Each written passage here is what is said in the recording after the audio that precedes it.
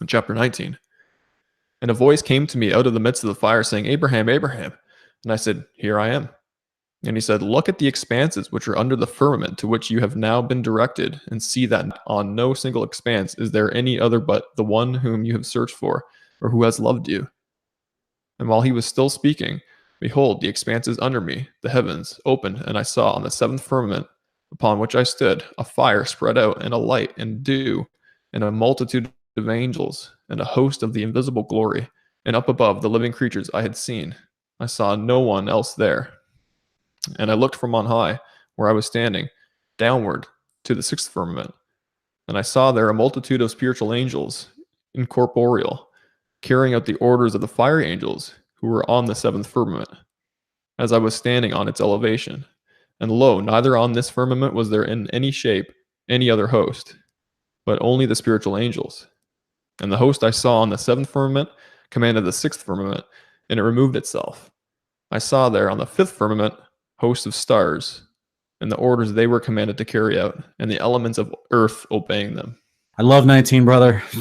the fundamentalist in me loves 19 because you get verse 4, where it mentions in the same passage, in the same sentence, in the same breath, it mentions the expanses under the heavens opened. I saw the seventh firmament. So you've got the expanses under me, comma, the heavens, which is amplification of the word expanses.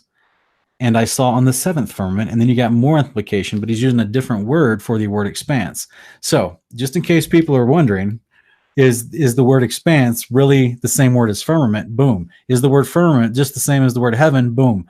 All three are synonymous with each other. This is exactly what we have in Genesis 1:6-8. Yeah. So as a term, as a structure, and we're getting mechanical motions of these structures here. So if I was trying to hide the creation model, I would definitely try to hide the apocalypse of Abraham, right? Yeah, absolutely. Absolutely. I mean, here we're seeing in the same verse that you just mentioned, he's on the seventh firmament, right? Looking down, and that's where the Most High is. That's right. Yeah. It's just crazy. I'd love to just, obviously this wouldn't work, but to be a fly on the wall of somewhere up in that seventh firmament and see how these things open up. What does that look like? How does that operate? Yeah, is it like the Texas, what's it, Dallas Cowboys Texas Stadium? The huge dome that opens up over their football field. Yeah, because that's a small version of probably what he's seeing here. Because if he's on the seventh, he sees the sixth open up, and then he sees down to the fifth, and he sees the hosts of stars of heaven and the elements of the earth obeying them. And didn't we read about that in Enoch, right? In one of our episodes we did on Enoch, where how the course of the stars are connected to the earth itself. That's right. What's cool here is that we have this concept of hierarchy, right? So he's seeing kind of the layers below, and we got the sixth firmament here. And you have these spiritual angels who are incorporeal, carrying out the orders of the fiery angels who were on the seventh firmament above. So the same firmament that Abraham is on, those fiery angels, there's angels that are below on the sixth firmament who carry out the orders of the ones that are on the same firmament he's at. So we have this kind of like downward flow of command, I guess you could say, right? So we have like a ranking system going on here, which is really cool. Yeah, and this, to me, when I read this, because it talks about how the spiritual angel is incorporeal, that means not to have a body. When you're incorporeal, it means you don't have a body. And this is why he's talking about spiritual angels carrying out the orders of the fire angels. So just as we talked about in many episodes, these angels have the ability to assume many different forms. So whether they assume the form of a body or just are in their pure spirit-like form of power, without a body, they're still the same entity. Or whether they're a flame of fire, right? That's right. So this is, to me, like we're getting an example of that. Here we have angels that are not taking on the form of a body at the moment, taking orders from angels who have apparently the form of fire at the moment. You know what I'm saying? Yeah. So it's like mastery over the creation in its entirety is the physics of the angelic essence, if you will, which is what we're promised at the resurrection to be made like unto.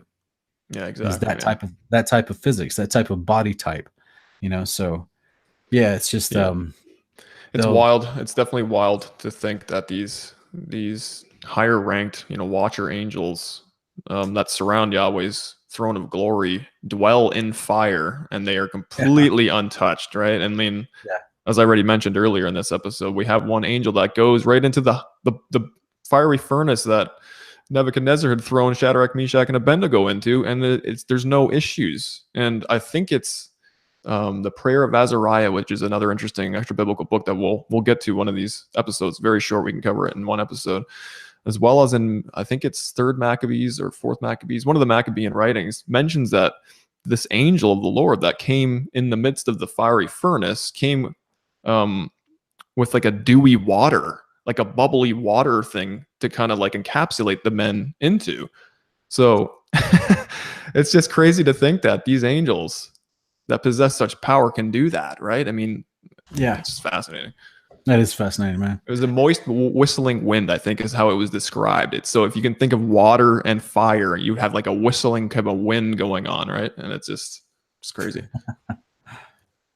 Yeah, But Sean, the what was it, the 9th verse here? We see that on the 5th firmament we have the host of the stars. Yeah. So what do you think about that? I mean, when we look at the Genesis account where it says that he placed the stars in the firmament of heaven, are we assuming that that's the one that's right above our heads, or can we possibly look at the 5th firmament here? And as we know, the word heaven is shemayim, which is plural, so it doesn't have to necessarily mean it's just the firmament above our head, but it could be the 5th layer, right? As Abraham seems to be talking about here. Yeah, the biggest distinction I've always made with the Genesis 1 account is that verses 14 to 19 of Genesis 1 talking about the placement of the sun, moon, and stars.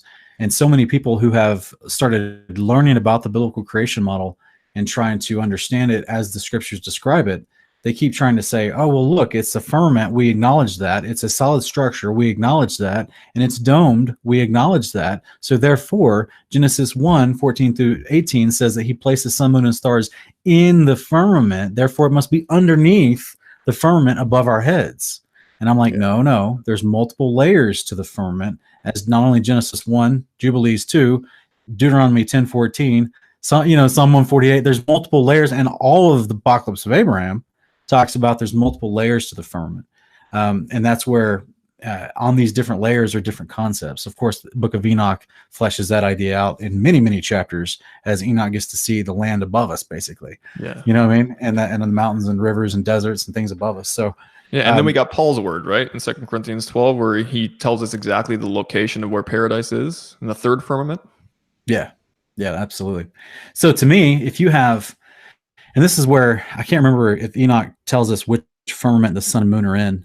I think it says the sun is in the 3rd firmament and the moon's in the 2nd, but I could be wrong. But ultimately, to me, like if I'm imagining something, this is why they think the stars are further away from the sun and the sun's closer to us. If the stars are in the 5th layer, sun's in the 3rd layer, moon's in the 2nd layer, then that's where we have modern astronomy. Would look with their telescopes and they would see that differentiation of distance, but they just, of course, extrapolate ridiculous numbers to those differences instead of just understanding the firmament model. And again, like I've always said, I'm going to put this up on the screen. I'm going to have to find this meme that I did, but I'll put this up on the screen. But basically, you can buy in a store a sapphire crystal dome that is a magnifying glass. Okay, this is a common tool that people with bad eyesight can use and just buy on the market as a regular everyday product that exemplifies the creation model. Because as you and I have studied this so far, and we've already theorized that this firmament itself is the type of material is like a crystalline sapphire type of material, right? Even the platform of the throne and different things that we see here, sapphire is always being mentioned. Some translations will call it lapis lazuli or whatever. But that's just that word is talking about the coloring, the bluish coloring of sapphire. But if you really dig into the descriptions, most of the firmament is always described as a sapphire. So if you have a domed sapphire structure, it creates a magnification effect where whatever is underneath that sapphire dome is magnified to your viewing. So inversely, Ken, if I'm underneath that magnified viewing on the other end of it, like if you look through the other end of a telescope, things get further away. So if the Father's looking down upon us as grasshoppers, and he looks down on the circle of the earth, Isaiah 40:22, we're magnified to him. He can see the affairs of man, no problem. He created multiple layers of magnifying glasses to look down through. So he could probably see who knows how far down to our shoelaces if he wanted to. But if Yeah. I'm sitting here on the ground looking up, everything looks further away because I'm looking through the wrong end of multiple telescope lenses. Does that Yeah. make any sense? Yeah, absolutely. I So mean, that's why everything looks so far away. yeah, this whole concept really, I mean, Abraham's experience here in this book really makes parallax come to life, in my opinion. Yeah. So that's a really cool way of describing it, Sean. And you know, it being like a molten looking glass. You're right. I mean, Yeah. in order for the inhabitants of the earth to be like grasshoppers, it does have to magnify in a way that would, you know, Yeah. look kind of like that to him at his perspective. So thus the firmament layers. That's right, buddy.